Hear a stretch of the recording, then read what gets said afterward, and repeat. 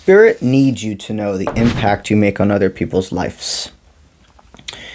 In a world where people feel unheard, unseen, meant to take up as much space as possible, you make a safe space. You make the ability for people to burn out their parasite. You make people feel valued and seen. Do you know how much of a frickin' superpower that is? You don't burn yourself for others. You could have in the past. Most likely you were a person that could have done burnout energy for others. By you respecting your peace, by you respecting healthy boundaries, you make other people see how to set healthy boundaries for themselves. The impact you make on people's life goes under the skin. A lot of people want the courage to reach out to you. I feel one connection that you severed because it was for your it wasn't even for your mental health. You kind of felt like this connection turned into a friend that you were just meant to guide, help, support. Your attraction didn't fall away for the person physically, but your attraction to them emotionally did. You were all about this person for a very long time. You chased. They let you chase.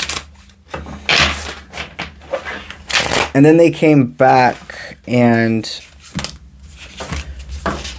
you could feel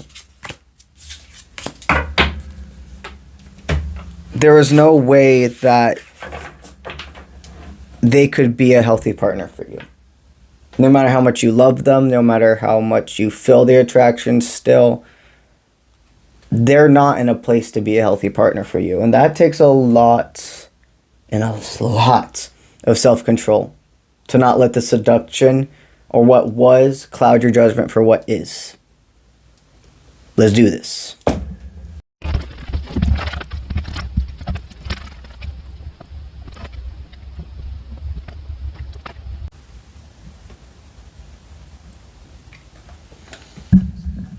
Makes sense. We have 3 separate categories of energy to decipher today. So, the first thing we're going to talk about is the energy they see you as. Okay? See as. The second energy we're going to talk about is their mindset right now. And the third energy we're going to talk about is the future. Kind of a present future more. Present future. Look at this cool ass pen I bought. I always suggest supporting independent creators, family owned businesses, etc. And I like to go to like arts markets and etc. around where I am. And there was this veteran who makes his like woodwork, his own pens, etc. And I saw this one and I was like, this is badass. This was made for me. It's so beautiful. I just had to give time to acknowledge his handiwork. Who knows how many hours he put into this one specific... I can't even imagine how many hours he put into this specific pen. It's the coolest pen I've ever had. It truly is. It has a lot of power. You appreciate so much. That's the energy I get from you. Channeling your energy, I just want to appreciate everything. Being in your energy, I see like glowing around me. The way this person sees you as you're a peace with fate type of person. They see that you're willing to help, but you're not willing to disrupt your ability to take care of yourself. You used to be an overgiver, and they are very much seeing that you are at peace with fate with the connection and seeing things for the truth versus what you both would want to be there. They see you're this realistic person, but still have the wonder of being free. You're reliable. You are stern, but through compassion. You're a human being, so you're going to have moments of compulsion, of anger, etc. They see that you don't harp too long on the past at all. They see and feel that you see them as a distraction or like a mental haze. So they understand that the reason you've separated is because you don't see them as your person anymore. There was a moment in time you were meant to be together, but you don't want to bare yourself naked to them anymore, in more ways than one. That doesn't mean that you don't want them to be in your life or that there isn't still a space for them, but it's not the way you wanted in the past. It's not the way you desired in the past. You see them as a friend. Sometimes if this is an ex or if this is somebody that was a fling, etc., there are times you can be friends. It takes separation. It takes definitely being willing to unpack the past. And there are plenty of ones where it's not that. Most of the time, I truly feel, and this is my universal truth, I'm not exerting it, just telling you. I believe that most dynamics, it's very hard to stay friends with an ex or certain types of flings. Not every single one, though. There are certain ones where it's almost like your friendship and etc. can be bonded even more because of it. It's like when two people get married and then they know they need to separate, but they literally stay best friends. And it's platonic. That happens. This feels like that. So you could have been married to them, you could have been in a relationship, or it could have been a fling, because these are collective takes or resonates. Their mindset right now is they are going through grief. And I know that you don't want them to feel that, but they have to. And it's not because you are trying to make them feel this. It's for their spiritual download. They're a little bit of a woe me mindset right now. But you're understanding, because you used to be like that too. You don't take time anymore away from your growth by crying over spilled milk. You know things happen the way they're supposed to. They feel like they fucked up their timeline with you. They feel like they completely destroyed the timeline you could have together. But there's a whole other timeline that developed from this. You both have the ability to find your divines. You're not each other's divine. You're a soul tie to this person. We have thousands of soulmates. We have thousands of karmics. We have a few soul ties and one divine. They see, as we speak, just because you're not divines doesn't mean that soul tie isn't extremely special and imperative. It's woken up both your sides, your masculine, your feminine. I'm telling you, you're more controlled than you've ever been in your entire life, and that's just prevailing forward. Your person in this reading attached to you, we're helping them by expressing this, flip that grief mindset to everything happens for a reason. Because losing you in one way opened up a totally different door for them. I sent somebody that's like, I'm not letting any connection I think I'm supposed to hold on to stop me from moving forward. So I feel like for a lot of you, the reason this separation happened at first is because there was a third party involved. They could have left you for them, or they could have ended that dynamic with you to go back to somebody. And it wasn't different. It was a cycle repeat, and they see why they did that. And it hurt you. It made you flabbergasted. But you're over it. And you're grateful for it. When this person came back to you, it was all a sense of help me, not what can I do for you. This person continuously made empty promises. And you could feel in your heart If this person said they were going to come to me, if this person said they were going to be balanced, give and take, it wasn't actually going to happen. But you kept faith. You didn't just close off the ability to reconnect. You gained a deep sense of closure from the old timeline, and you were from these last interactions, or etc., very much easy. It was easier to flip and trust. Yeah, this isn't for me. You've gone into a temporary retreat, and or they have, from the left path, right path choices, depending on how the conversation, the event went, etc.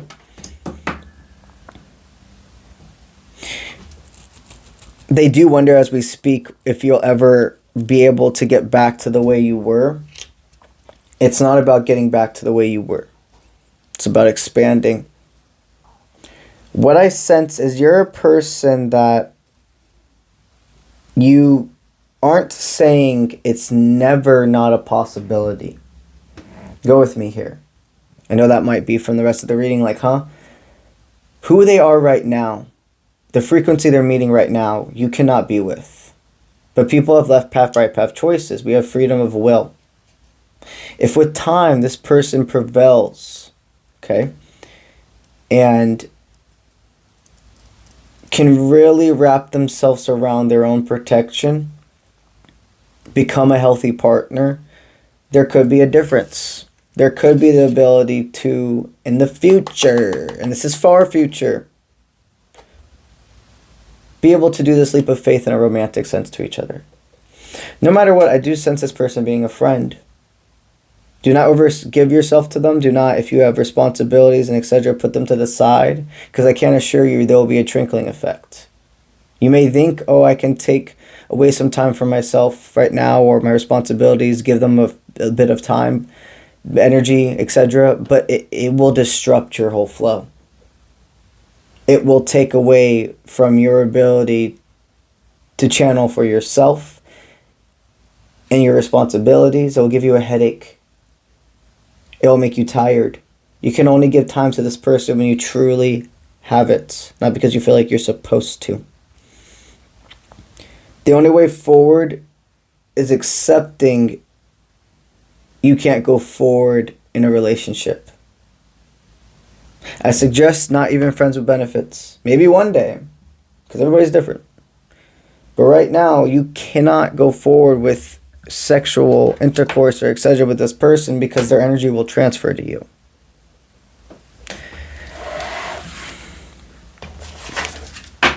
So, I'm feeling called to do a separation reading. This is Awaken, okay? They could be a water sign and or have water placement. This person's comparing themselves to others.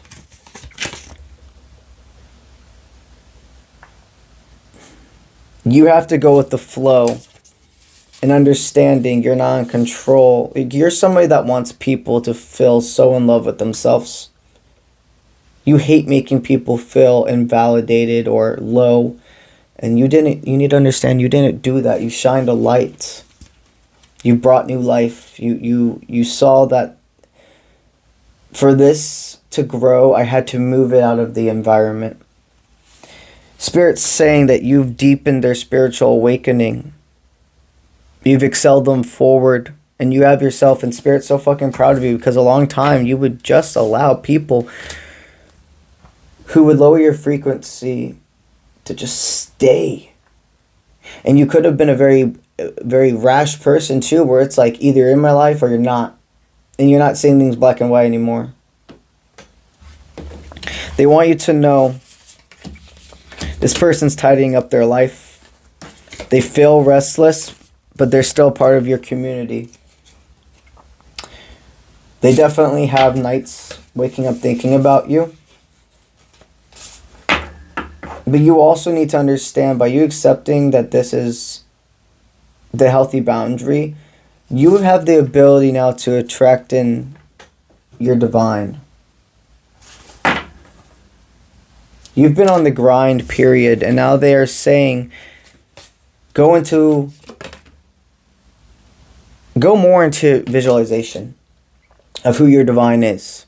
Don't try to channel one specific person. Again, my universal truth, not exerting on you. I believe that when you try to manipulate somebody's freedom of will, so that means a form of a love spell.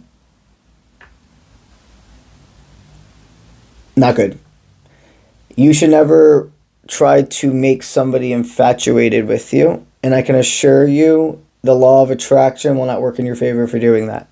There's a difference between manifesting your divine and trying to make and manifest a specific person to be your divine. You can do intention jars. You can do spells to bring in whoever your divine is. But I suggest do not even pick a hair color. Don't pick a name. Don't pick where they have to be. That totally disrupts the law of attraction. Because for all you know, the person that you're supposed to be with could have red hair one moment and the next they dyed it black, just as an example. You don't want to put spirit in a box with things like that. Because they can only register and go to what you are meeting. Manifestation is not about wanting. Manifestation, your law of attraction meets what you are, not what you want. When you are accepting that things don't have to be a certain way, you bring what it's supposed to be. You, at this point, let it go. You've made the correct decision. You've risen from the ashes. This is a friend. The person we've been channeling, everything before this. This is a friend, and you were meant to awaken each other. Now, focus on the fact that you are ready to be in a relationship. And what I mean by that is you are ready to talk and open doors. If you've been called, again, take what resonates. Everybody's different. Everybody's situations are different. But if you've been called to get yourself back out there, it feels correct. That could mean if you're somebody that closed off your dating apps for a long time, you're thinking about reopening them because your law of attraction is different now. Some of you are deciding, I'm going to actually go on blind dates.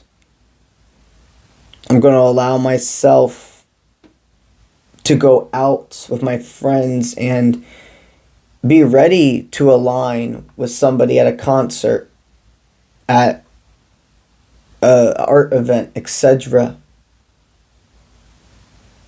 A party, a gathering. You are ready to meet your next soul tie who could very possibly be your divine. That's what I have for y'all today. Now we're going to talk about the Spiritual Colorado Adventure. I have 1 early bird spot still available and 4 overall spots still available. The cutoff for signing up for the trip is in May. So you have about a month and a few weeks still to sign up for the trip. If you have any questions, do not hesitate to give me an email at contact@offprintment.com. This trip is about a 3 out of 5 when it comes to physical activity, and is just as much spiritual as it is physical.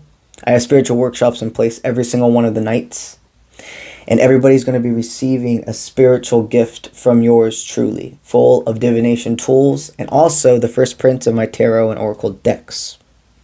They're not going to be available to purchase until 2025, but whoever goes on the trip will be the first ones to have them in their hands, see them, and take them home.